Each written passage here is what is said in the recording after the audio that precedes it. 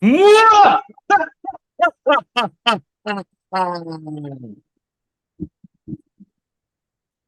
everybody back to TableTakes. It's Friday the 13th. That means it's Spooktober. We are celebrating the spooky month of October, and probably one of my first recorded Friday the 13th that I can remember anyway. I'm sure there have been plenty in the past, but this is the first time I've actually noticed it, and it's also the first time I'm actually able to celebrate it with all of our lovely co-hosts. So, Yay! I hope you all are in the mood for some spooky, scary stuff for this month. We got a long way to go, leading up to the actual holiday of Halloween. So there's lots and lots of stuff to cover, a lot of spooky new board games and announcements. But as always, I want to check in with all of our hosts and see what everybody's been up to. So, Bonsai, let's start with you. What have you been up to this week? I've been very, very, very social, actually. Very social. I haven't been in like a couple months, maybe because, I was like, in the house with the baby, newborn. That thing kind of it takes up your time. But I was able to actually go out in the outside world without the baby. And I went to Geek Girl Con with one of my neighbor slash friend. Neighbor friend, and then we had a very fun time. I learned how to do medieval dancing. Also saw Emma Larkins there. She was demoing her game, the wonderful Emma. If you guys haven't checked her out yet, go check her out. Also, I got to play the ice game that both JV and I got, but it was actually really, really fun, and it wasn't as intimidating as Javion made it out to be. He made me very scared that it was going to take forever to play. I mean, to be fair, it did take us like I want to say 4 hours, but Oh, it okay. So that's wasn't not that very long. long. 4 hours It is just wasn't like very whatever. long, Okay. only 4 hours, so it's fine. It's like a mid level board game, I would say in my opinion. I love Yeah, that 4 hours is mid level for you, Bonsai. I mean, that is serious. It's cred. yeah. Yeah, you have not. We've done a whole like a big old like game day LARPing sessions before. So like 4 hours is like that's not long. 6 hours, 8 hours, that's pretty like that's an RPG day for me. Okay. Well, Wow. I'm glad Rock. you had some fun. I'm glad you enjoyed yourself. I'm glad you played some ice. I definitely recommend y'all check it out on BGG if you want to learn more. Peter, what about you? What have you been up to in the week? Well, Bonsai mentioned that she's been getting out and socializing, and I got to be the recipient of that this week on Wednesday when she came up to the studio and ran a game of Dread, which was a lot of fun. It's the first time I knew about Dread, but it's the first time I ever got a chance to actually play it. And watching Danny Kennedy talk smack about how good she was, and then she ended up being the one that turned over the tower. Although, in all fairness, that tower was impossible by the time she got that particular pull. And then last night, my wife took me to opening night of Teatro Zinzani, which is a Seattle sensation. Javion, you're shaking your head. Have you been? I've never been, but I know it very, very well, and I've heard rave reviews. Did you enjoy it? Oh my God, it's amazing. Yeah, we're old fans. I've been going. It started 25 years ago, and I think the first time I went was probably like 23 years ago. It's just a great show. Comedy, Cirque du Soleil type acts, a little bit of sultriness, and dinner. It's great. Highly That's recommend it. great. I'm glad you had a good time, Peter. Noir, did you do anything as exciting? Uh, Kinda. Yeah. I signed up for a LARP in the area, so that's gonna be pretty fun. Uh, Started development on a podcast that's gonna tie into an actual play, so that should be fun. You just got me thinking about the last Friday the 13th. Like, what was I doing? And we were playing a game called Killer Ice, where one person was the killer for the night, and they had to ice everybody. If you don't know what icing is, that's where you have a smeared off ice and somebody has to drink it. So it was just my friend Bob popping up in like closets and drawers and stuff and icing people. It was great. That sounds like a great time. I mean, I know that you're super into LARPs, and that definitely sounds like on brand for you. So Oh yeah. I'm glad you're gonna get some more of that a LARP time in. How about you, What about Javion? you? How was your week? Well, I don't know if you noticed, but I did a little bit of grooming. Yeah. Oh, you're very handsome. I You got look sick of good. having long hair. It was awful. I hated it. So I shaved it all off. I hear you. I'm same. I mean, everybody here except for our producer Marcus and perhaps one other knows the struggle of trying to keep your hair short and how itchy stuff it can be. So I got that done. I finally saw TMNT, the new one, the animated one with Seth Rogen and all that, and really fun, excellent movie. Loved it. Super funny. They didn't make it all about kids these days or anything, which I was worried about, and they didn't over drown the whole movie in references to the other TMNT stuff. So I had a great time. Super funny movie. Definitely recommend that. Also, I learned how to play Factorio, and I lost a couple of friendships because I just didn't show up for a lot of several engagements because I was too busy learning how to make factories. So let this be a lesson to all of you. Don't play Factorio. It's bad for you. Well, you know what's good for you? Board games. We have all of the spicy headlines from the last week, and we're here to share them with you, starting with Noir. What's new, Noir? Oh, we've got some new information in terms of D&D, and I promise I'm going to report on all of it, even killed, not even slightly upset. So, let's get into it. Well, what are the main 1 D&D changes compared to 5e? With the new Dungeons and Dragons rule set coming in 2024, game publisher Wizards of the Coast is figuring out how to revise the beloved fantasy role-playing game, releasing a fleet of playtest materials with tweaked rules, new mechanics, and overhauled classes in the hopes that ongoing players' feedback will help them hone in on the next iteration of D&D. Now, there are a lot of new things to be discussed here. I think one of the biggest and one of the coolest, well, you're gonna need somebody a little cooler than me to tell you about it. So, Peter, why don't you tell them a little something here? Oh, I'm cooler than you, Noir.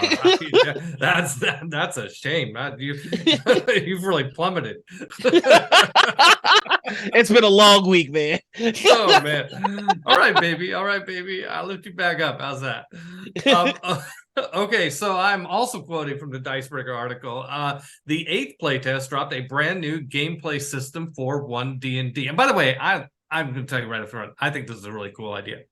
A new system we did not see in 5e. It's called the Bastion. So this is effectively a stronghold where a player can build useful facilities, create magic items, generate passive income while out adventuring, and gain increasingly impactful abilities at higher levels.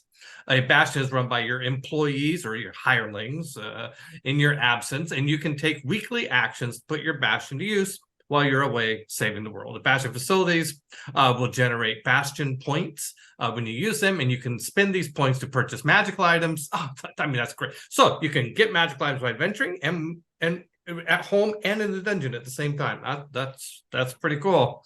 Bastion facilities vary from a low-level art library or armory at level 5 is when you first start getting your bastion points, and then all the way up to a teleportation circle at level 9, or a private unscribable demi-plane at level 17. By the way, I have one of those IRL. It's really convenient.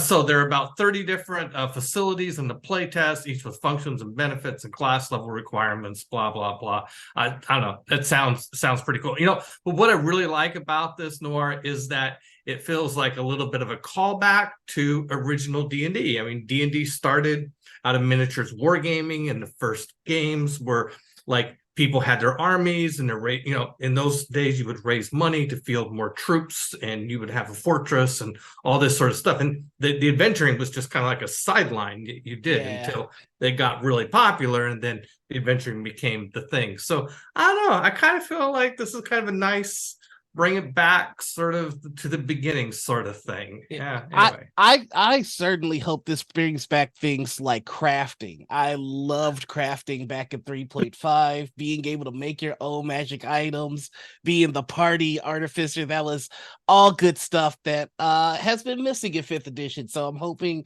that with the introduction to Bastions in 1D&D, we got to get a new name, Wizards. I can't keep seriously calling this thing 1D&D. But hopefully with the introduction of Bastions, we'll get things like crafting. Now there have been some changes made to classes. I'm just gonna quickly go over some that popped out to me. Druids no longer get additional hit points by wild shaping. That's right. If you are a druid and you turn into a tiger, you're just bringing your druid hit points to your tiger body, which I don't love it. I don't play druids that much, but good news. If you're a Circle of the Moon druid, you do get some temporary hit points. So there's that. So they nerfed the druid. That's what you're saying? They nerfed the druid. They nerfed the druid real hard. So for a while there, I only recently discovered this in this article. They wanted to give everyone who had access to divine spell smiting, but they took it back. Good. That would have upset some people. Everything is kind of looking okay on the paladin side of things. We're fine. And sorcerers, they've gone from having 15 spells to 22 spells and an ability called Arcane Rage that increases the DC and the spell attack bonus on their spells. So finally, the sorcerer is getting some love. Let's just fix up that druid and maybe give the paladin some more stuff. That's all. I like that rage. I like that arcane rage. I mean, conceptually, cool. I just love it. Like, it's like now the barbarian goes rage, and the sorcerer goes, "Yeah, me too." I love the concept of just like a sorcerer absolutely losing it, getting covered in fire. Ooh. But here's the fun thing though: sorcerers absolutely lose it and just do damage when they rage. Barbarians can now use their rage outside of combat to help them with crafting. For crafting. What? That's great. You know what? Now I wonder if you can multi-class, because now I have an idea of a wild shape wizard sorcerer that rages and is also a barbarian. I think every class should be able to rage now. I mean, let's just go. Let's just take off the training wheels. Everybody get mad.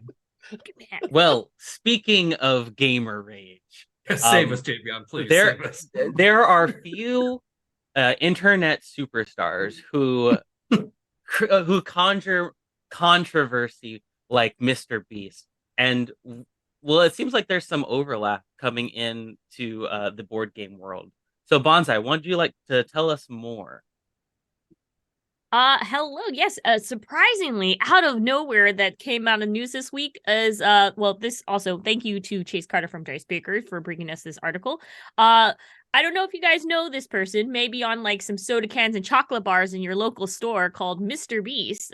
He is a YouTuber who has been very famous for holding these big events and being very charitable to a lot of people and allowing people to do fun stuff to earn cash and money. Well, apparently in preparation or for their standalone game, Dune Imperium Uprising, Direwolf hosted an invitational tournament with the $20,000 in prize money for people who wanted to play Dune Imperium. For the most part, the invitees were the top-ranked Dune Imperium players from previous tournaments, with a bit of a mix of better-known board game reviewers like Nerdiest and the Dice Tower.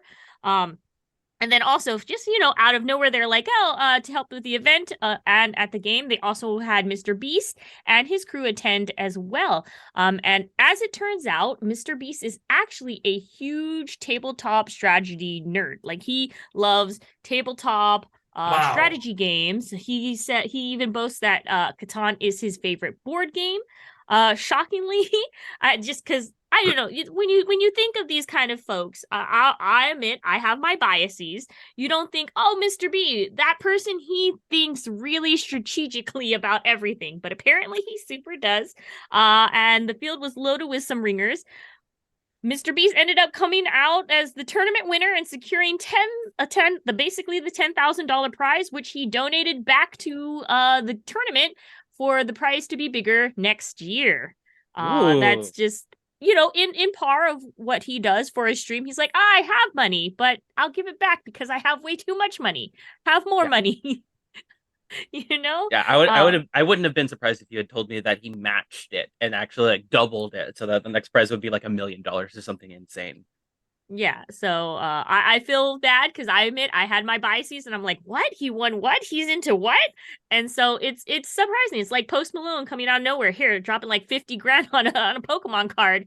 There's secret nerds everywhere. You just never know when they're gonna pop out.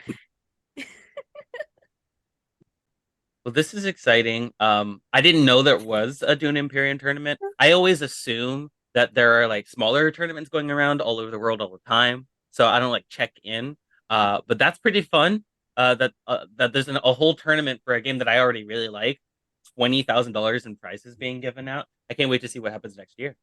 But speaking of Dune, we have another headline we were going to roll into, and Peter, why don't you take it away? All right. Well, we're going to talk about a different Dune board game. Charlie Hall at Polygon says you should play the long lost Dune board game. In fact, he believes this so strongly that the title of his article is "You should play this long lost Dune board game." Dune board game. Charlie, I agree with you. Although my copy of the original Dune board game is not long lost. It is right here, just FYI. Yeah, I agree with you. Charlie goes on to say, the board game adaptation of Frank Herbert's Dune, first published 40 years ago, and that's about how old my copy is, and long out of print, is back.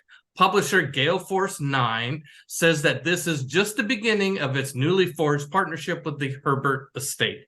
Originally titled Frank Herbert's Dune, the game was first published by the Avalon Hill Company in 1979. It's widely considered a classic, yes, for sure, and was a personal favorite of GF9 and mine, head honcho Peter Simunovich. An early prototype of this classic strategy game was even on display at this year's Gen Con, the nation's largest tabletop gaming convention. Yeah, nice. Thanks for the plug there, Charlie. In Dune, players take on the role of iconic characters from the 1965 novel, including Paul Atreides, Baron Vladimir Harkonnen, the Emperor Shaddam IV. Each player at the table plays by a slightly different set of rules, which is what makes this game so interesting, including those governing how they're going to spawn onto the battlefield, move, and fight. Alliances are encouraged and in a way formalized in the course of each game turn. Open bribery is also encouraged. Most unusual of all, players secretly wager a number of units each time a battle takes place. At the end of the combat, all units wagered are lost. So turns every battle into a grisly battle of attrition. The game's original rules went largely untouched. Matthews says that the game's creators, the original creators from way back when, are receiving a licensing fee for their work. What's truly remarkable is how well the game was designed the first time around. No, Javion, you may not have my copy. If you want the new version of Dune, now called Dune, A Game of Conquest, Diplomacy, and Betrayal, it is now available at retail. Oh, good. I can just get my own. Awesome. I feel like this is a trend. Seeing a franchise take off with several massive board games being like spun off from its lore. Like we saw this with like Star Wars has already been like booming with tons and tons of games from its own franchise. Dune now having who's even keeping track of how many Dune board games there are now? And they're also dipping back into the archives now to actually bring games from the dead. Well, I mean, I don't really play. I haven't read enough of the Dune books to be that invested. I'm definitely happy for all the people that love Dune, and we can still see quality games coming out like Dune Imperium. And I definitely want to try out this one to see what all the hype was about back then, and to see if it actually still holds up. All right. We'll have to organize that, Javion. Okay, sounds good to me. So, let's head into our next headline. For some of the folks that maybe missed out on the Eschen spiel, we have a lovely article from Alex Meehan of Dicebreaker. So there might have been some games that you were looking forward to getting announced, but maybe didn't, or maybe there were some games that you missed out on the announcements for. There's a lot of coverage on Dicebreaker, but there's a lot of ways that some games can fall through the cracks and get unnoticed. That's why this article here about the 5 best hidden gem board games that the folks over at Dicebreaker played came up and is very timely. So now we can actually take a look at some of the things that you might have missed from Eschenspiel. So let's take a look here. First up, we've got a game called Gap.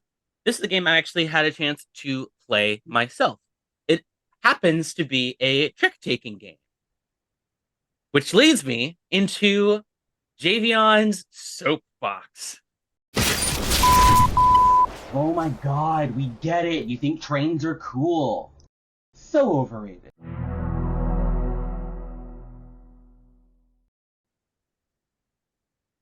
Folks, what is it about trick-taking games that keeps players coming back for more?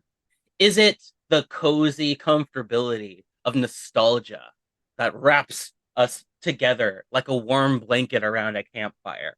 Is it the simplicity of shapes and colors and the fact that we can combine very simple concepts in order to get one over on one another? Whatever the case may be, it seems we are no closer to an answer. In fact, we are so far away. I do feel that this is it's a pandemic of sorts. It's taking over the card gaming world. When's the last time you saw an original new style of card game? I am willing to bet that over half, maybe even more, of the card games that you've played have some element of trick taking to them. Gap is no different. Take a look at this game, wherein you're tasked with trying to complete trick taking in its base form, colors and numbers, a hand of cards that can't be changed, and you're trying to play the suits and things like that are going to help you win your cards into your piles and separate them into different groups. The math of it all can be quite confusing at times.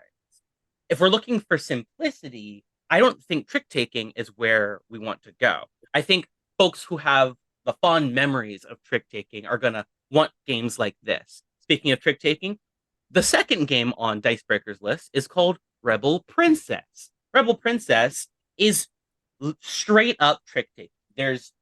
There's really no change to the format here, except for its premise. Rebel Princess is all about princesses throwing a 5-day party in which princes are not welcome. However, that's not going to stop them from trying to sneak into the party.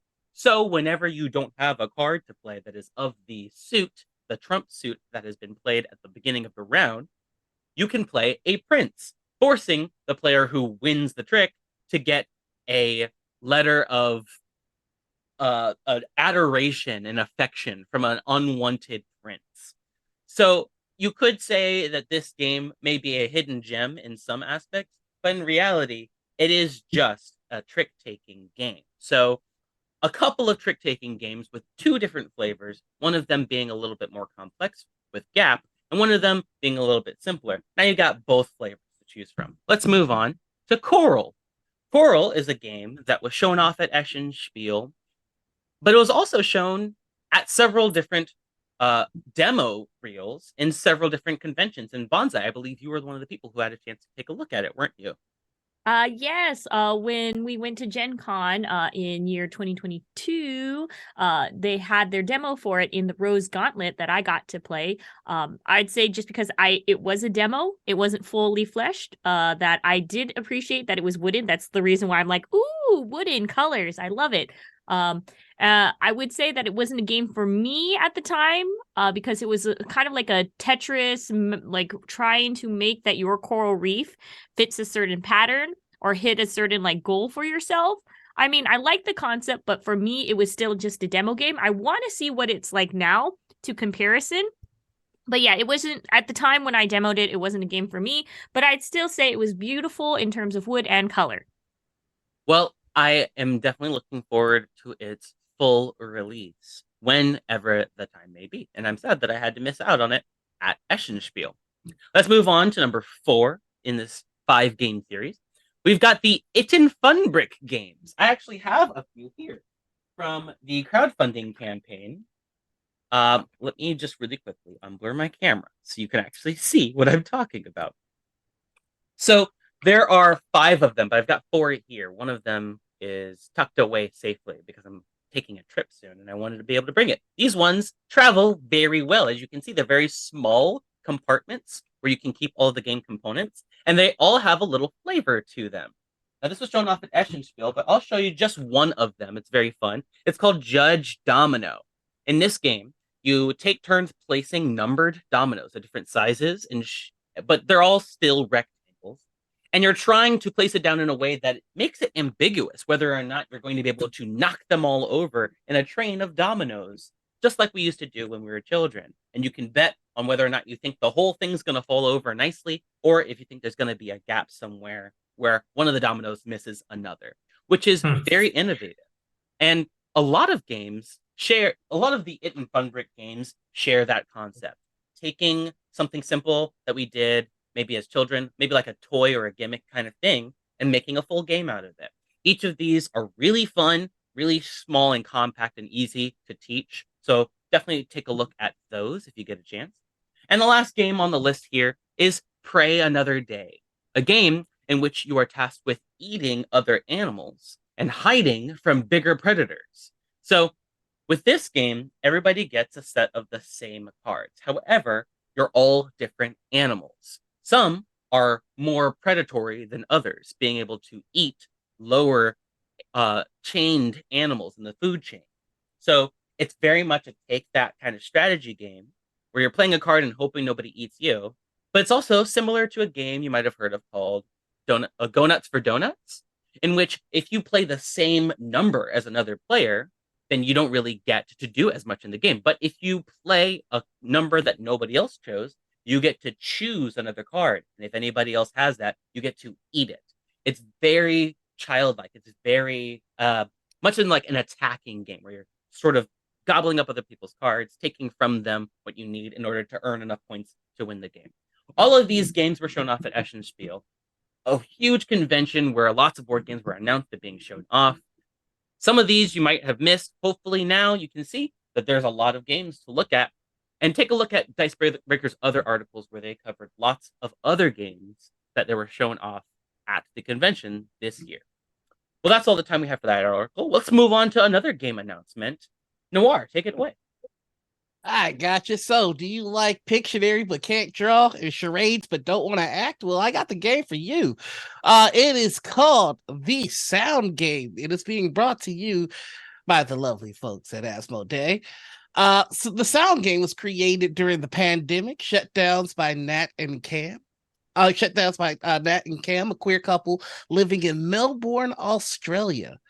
Released last year, the game became something of a sensation on Instagram and TikTok, driving its popularity, and now Asmodee has made a deal to distribute the game across North America.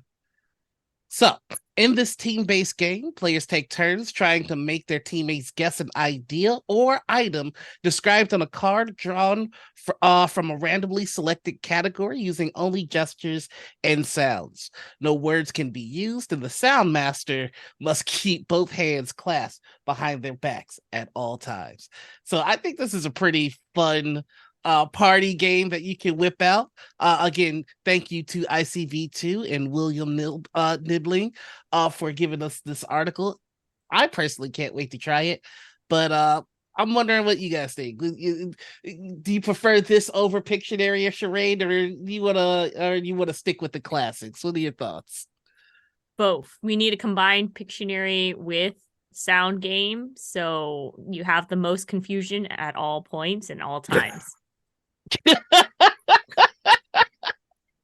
And somehow tie it into Jenga. Yeah, and Jenga at the same time. So yeah, the purpose of these games are to have fun while getting indulging in beverages. I think if we mix all of them together, no one wins. Mayhem. I'm really curious to see what some of these prompts are, because this game, much like any like party game like these, where there's a lot of different possibilities and a lot of prompts for trying to get people to guess things, you can go in a lot of different directions from it. And did you say that there's like an adult version? Oh no, I was just saying that these are fun games to drink adult beverages too. But there the would be five- an adult version, I'm pretty sure. I mean, anything's adult if you try hard enough. But the 5 categories that they have are incident, action, the P's, nature, and object. Don't ask me what the P's are. I don't know. But I can't wait to try it.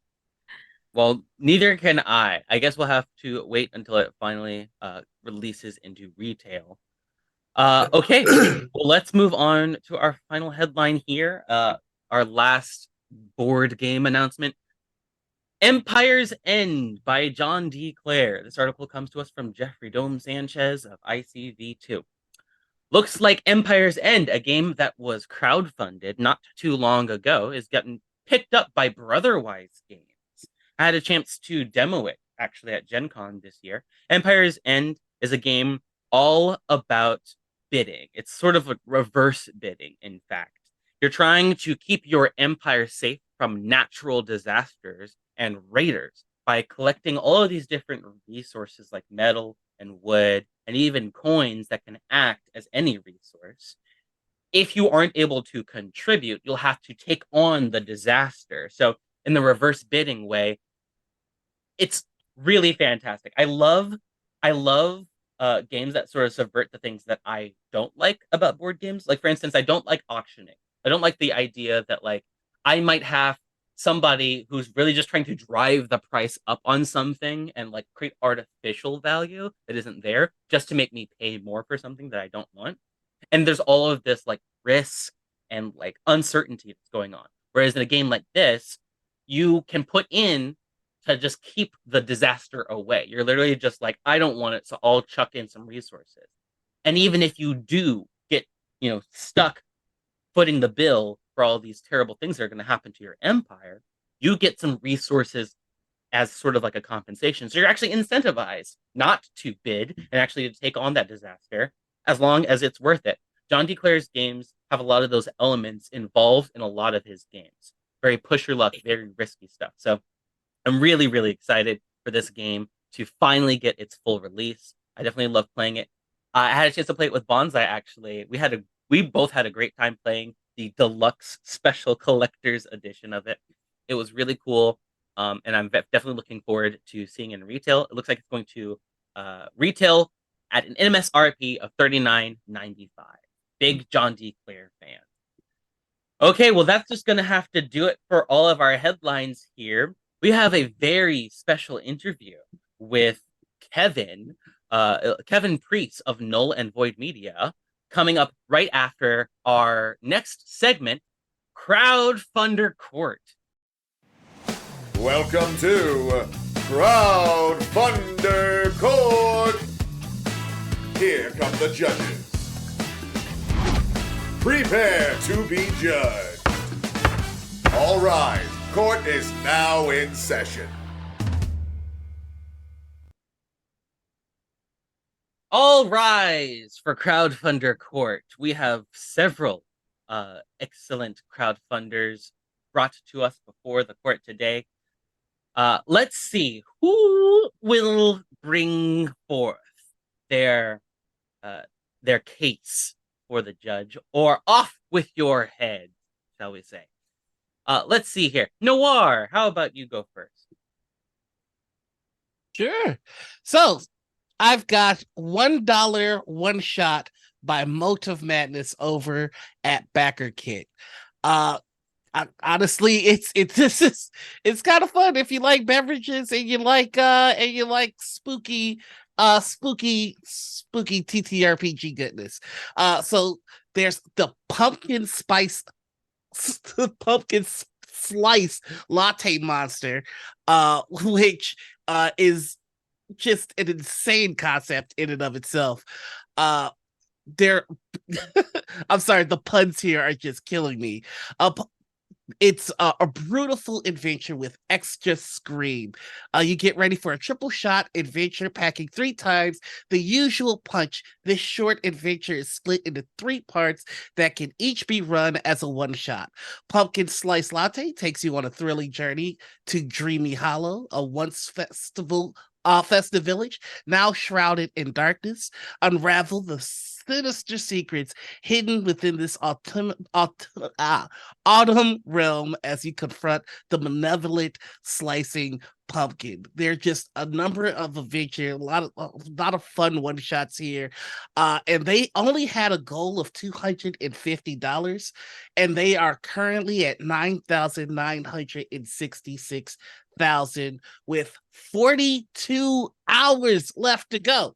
So if you want to get in on some really funny, punny adventures, this is the one to check out. And Sustained. I hope I keep my head. Sustained. You get to keep your head. Of course you do. You love one shots. Bonsai, take it away. Okay, mine is just this simple. Hey, do you want a gaming table but don't have like $500 to slam down? Well, I got the thing for you. On Kickstarter, GameFold, the first folding table designed for gaming. Basically, you know those like folding tables you have at when you're young and in college, and also when you're at the like your friendly local gaming store. Those plastic tables. Well, they got an upgraded version of that coming in. Right now you can get. Oh, wait, sorry. So friendly dice lip built with 360-degree rails all around. It's a 6-foot by 3-foot table. And it can also combine with other tables as well. So if you want a huge table, you can combine them. They're nice and foldable. They are made out of plastic, so they're easy to clean. And if you're a person who also just doesn't have enough space to like have a gaming table, this is probably something you want to look forward to. I will say at a starting price of $250 without accessories, it's pretty expensive for a folding table, but a lot less expensive than your gaming table that you go ahead and put in and invest in, that's made out of nice wood and doesn't fold up and is probably going to cost you an arm and a leg to ship over while you wait 3 months until it gets to you, kind of thing.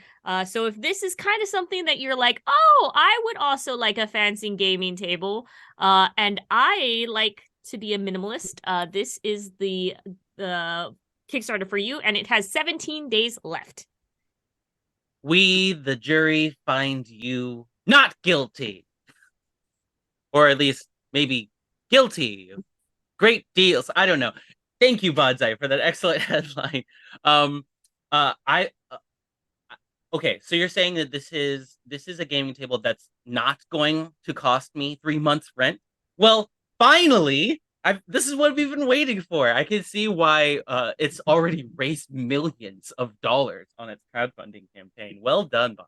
Good find. Well, folks, that's going to have to do it for all of our crowdfunders today. We'll have plenty more exciting news and headlines and even bundles for you next week. But coming up right now, we have our brand new segment for you, Interview Worthy.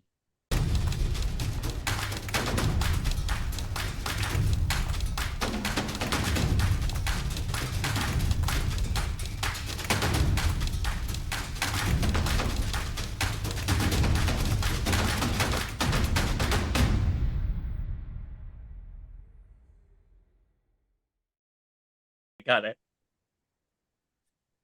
Hi. Hello, Hey, everybody. Welcome. Yeah, well, Transition screen. Transition screen. There we go. Woo! There Yay! he is. Welcome, Kevin Priest. Welcome to TableTakes. Hey, I've been watching. I actually tune in once in a while and just watch you guys game and have fun. And Oh, nice. last Oh, night, really? yeah, I was watching you guys play Dread last night. Because horror game, and I think horror is kind of where I'm, living these days. So it's a good opportunity to bring Yeah. in the sort of connection. So. Well, that's great. Well, why don't you start? Why don't you give us a little introduction? I mean, I know you. We've been friends for a long time, but there are people out there don't. Tell everybody who is Kevin Priest, and then tell us about your film that you're making. Who I am is a really crazy story, but who you guys might know me as the Do Not Run guy.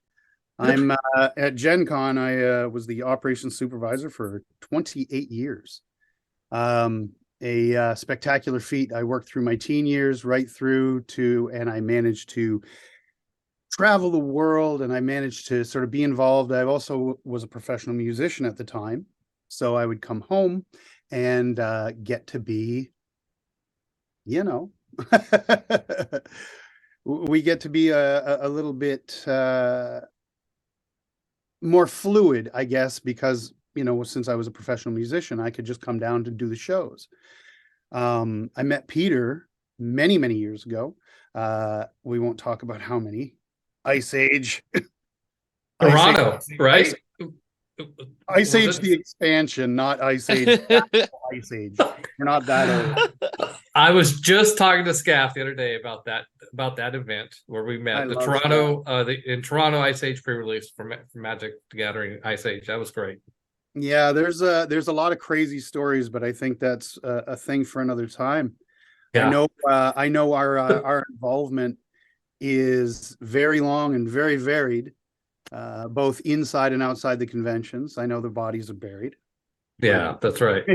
I might have buried a couple of them myself, but the best thing is the thing that I can't express how much I've gotten out of being around the people of Gen Con and being around a tribe of gamers who are exactly like me. I would, I mean, it's not that hard to be a rock star. And it was happening, for me up here in Canada, and things were, pretty cool for me in the 90s, but I used to want to get away and just play some games, you know what I mean? It's sort of the Will Wheaton thing, and my recharge from coming out of tour or anything like that was actually to go work 16, 18-hour days and put on conventions and watch the faces of people who are gaming, and that joy they get, that camaraderie they get, that unification, tribal feeling. Tribalism, I think, is the thing that's going to destroy the earth, but I honestly think that there's tribes and then there's communities, you know what I mean? And I feel like gaming is a community, and it's one of those things that kept me busy when I was on tour instead of heroin or something. Well, that's definitely gaming. It's better than heroin. Yeah. Kevin Priest. Less expensive, I hear. So tell us about your Kickstarter. Tell us about your crowdfunder, Kevin. Like, tell us about the movie that you're putting together. Well, I certainly don't want to just rail about the raise money, but that's where I'm at. I'm in a weird spot at this point. I've got something. I was lucky enough to be a producer for a film that sold around the world called Butchers, and it's on Amazon Prime. It's on Tubi. It's in. I actually have a disc that was released from England during Butchers Week, which is nothing related to the movie, but whatever. So for me, seeing that success, and it's not mine, it's my friends who I read the script, and as a horror fan, I wanted to see it. I wanted to see that manifest. So I produced it along with a man named Doug Phillips and of course the director, Adrian Langley. It's to me, it felt like a sort of wake up. I felt like it was time for me to maybe take that chance. So if you're out there and you've got a dream, you want to make a game, you want to make a piece of art, you want to draw something spectacular, I'm here to tell you, do it. Don't wait until you're old like me. Seasoned. But just go for it. And I don't have any regrets in my life. I love my life. I fucking Everybody We gets get one. one. Don't worry about it. Yeah, I love it. everybody gets one. It's fine. yeah. Okay. Yeah. Sorry. I hope there's a delay or something. We can beep that out. Hey, Marcus. I love my life. I really do. But I feel like there's something that I sort of had undone. And that thing that I love, and I've loved since childhood, is movies. And man, I'm making a movie that is so personal. And I know I didn't go on a murder spree and, take people out yet. But every single character is that little tiny trope that you feels familiar, but I've put my own personality or my own vibe on it so that each character that you think and that's really kind of the theme. One of the actors said it was like Halloween. They're younger, so they mean the new one. And The Breakfast Club. And I'm like, what? That was a weird combination, but they said no one's what they seem. You think you know these characters as soon as you start the movie, but by the end of it, you didn't know them at all. And they're really just trying to get through it without getting stabbed because, slasher film.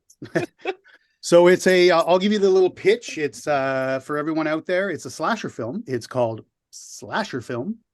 It's on Indiegogo. We have basically a bunch of kids who are in a little bit of trouble, little community service. They are sent to an old insane asylum to gentrify it a little bit. And well, somebody hasn't moved out yet. Dun, dun, dun. It's very original, very unique, isn't it? Are you all really impressed with the Great. uniqueness of it yet? I dig it. I Wait. love. Wait. Oh, go ahead. Halfway through the film, they find out they're in a slasher film, but we never break the fourth wall, and we never talk to the audience. Now, how am I going to do that? If you go to Indiegogo and make a nice little pledge, I'm sure there's a link somewhere. Anything. I'm not even joking. If it was $1 for every attendee, I can make this movie. And I'm going to make the movie one way or another. But comfort, being able to pay the actors something, feasible and livable. I know they're fighting for that in the union world right now.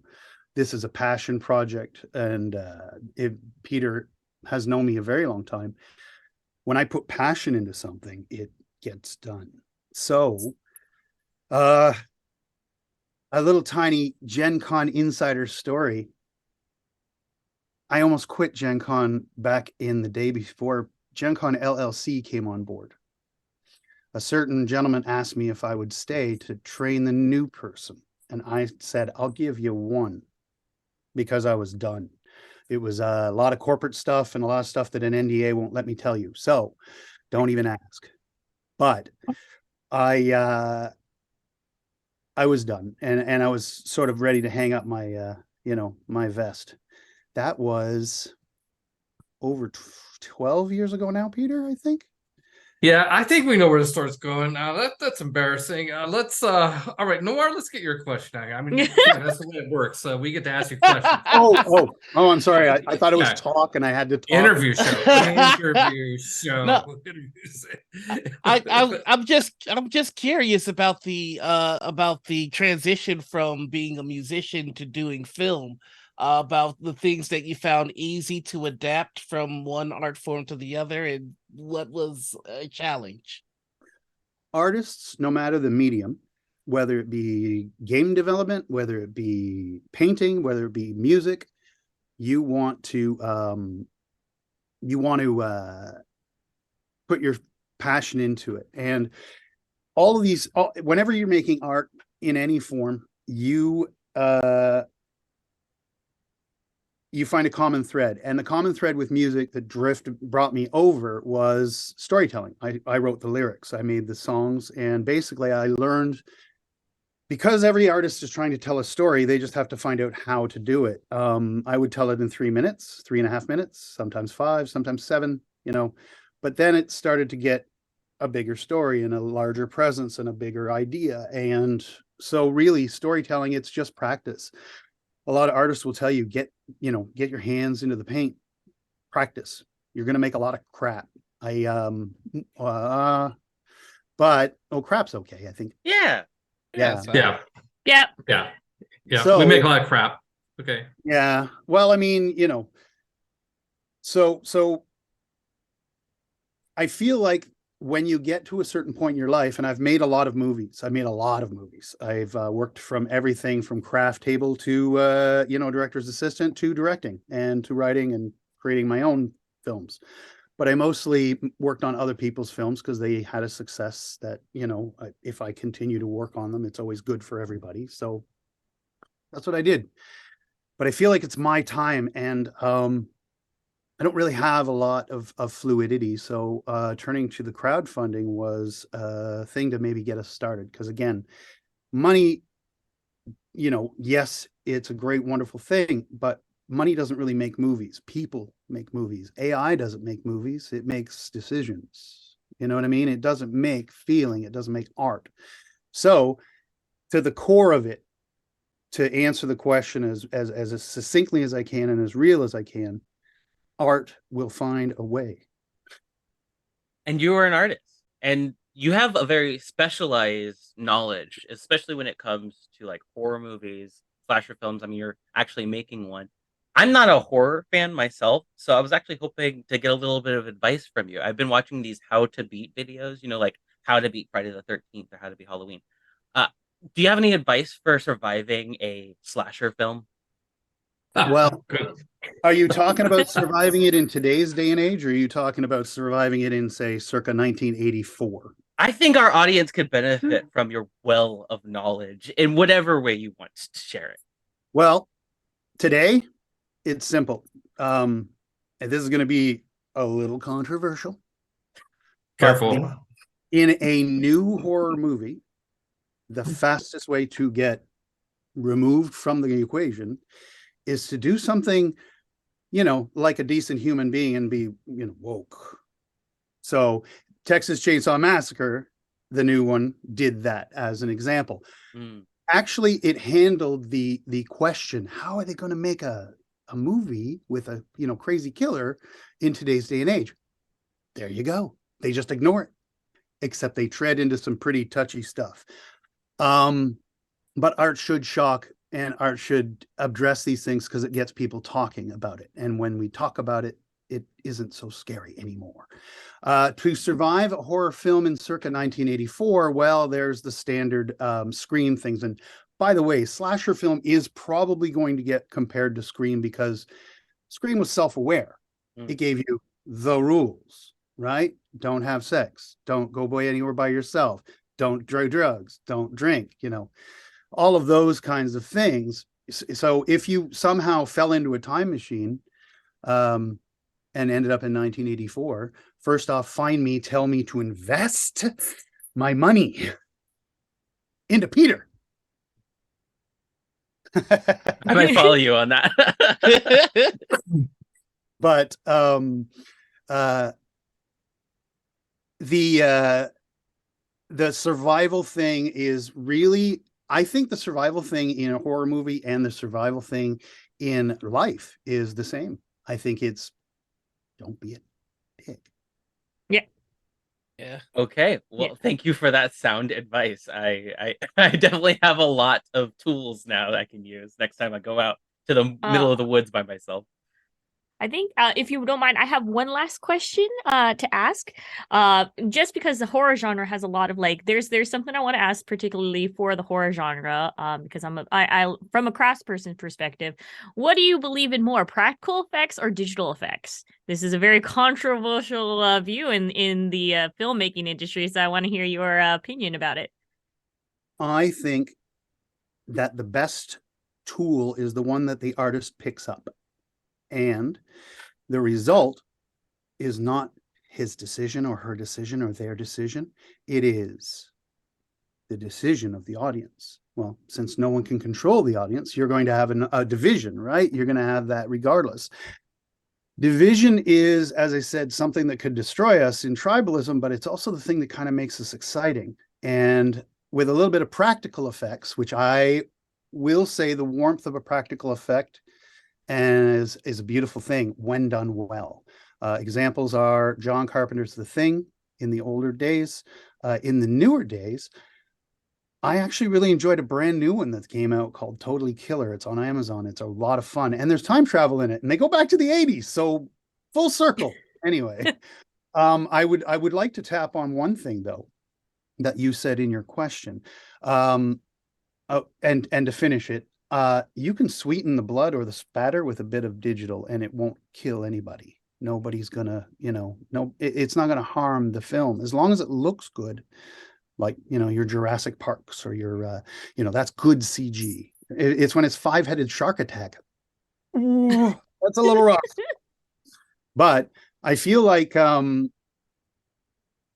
one thing that is really exciting about the horror genre in general, and I'm not even talking about just movies. I'm thinking books. The Joe Hill, Stephen King's guy.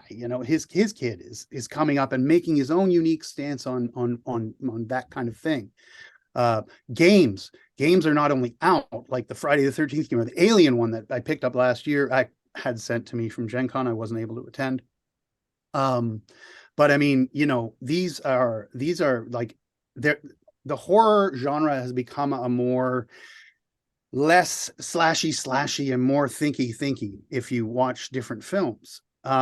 So I want to say that, even in games, there's games being developed. There's a friend of mine even developing a game. He's called 20-Sided Dice, and he's developing a game called Night of the Slashers. No relation to slasher film, but slasher film, of course, is on Indiegogo.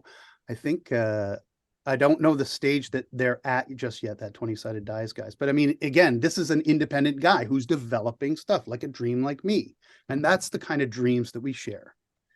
You know what I mean? Yeah, absolutely. Kevin, we are so thankful that you came on to our show today, and we hope to do as much as we possibly can to help get your campaign funded. So everybody in chat, take a look at that link. Make sure you click on it, donate wherever you can. It's going to an awesome project, and you'll get plenty out of it. Kevin, I hope you can stick around for just a bit while we do our outro. And for that, I'm going to hand it off to Peter. Absolutely. Thank you very much. Thank you. Yes, thank you, Kevin. Okay, that includes another amazing episode of Table Takes. But stick around because up next we will have Table Takes Plays, where Bonsai Baby will run a game of Dread. Can't wait to see how she does that over Zoom. All right. Then at 5 p.m. we have Sarah's Table, where Sarah Moore and friends will badge quest. Earn a merit badge in Terror, and don't forget to watch your cookie goal. Yes. On Monday, I will continue my game of Civilization 6 as Canada, seeking a diplomatic victory on Peter versus Machine at 9 a.m. Pacific time. Later on Monday at 4 p.m. Pacific, the bros will be back for board games with the Brothers Murph. On Tuesday night, 7 p.m., the vampires infesting Indianapolis might be back. Not sure. The show has been on a little brief hiatus, and we don't know if it'll be back next Tuesday or not, but we hope it will. On Wednesdays at 4 p.m. Pacific is Path of the Brush with Rick Ankeny painting figurines. On Wednesday at 6 p.m. is Actor Roki. Next week will be my turn to DM. I'll be DMing Burning Saratov, a Burning Wheel series set in Chaldea. Thursday at 4 p.m. is Roll with Rem Alternus. Then that Friday at 2 p.m., it's back here for Table Takes. Thanks to the Gen Con TV crew, Marcus Mays, Steve Cotter, Sarah Moore, and Tanel Levitt. Thanks to my delightful co-hosts, Javion, Bonsai, and Noir. Thanks to our special guest this week, Kevin Priest. And thanks most of all to you for stopping by, hanging out with us in chat. We appreciate it. And remember, follow Gen Con TV for more of the best 4 days in gaming all year long. All right, game over. Flip the switch, Marcus. It's bye, bye, bye.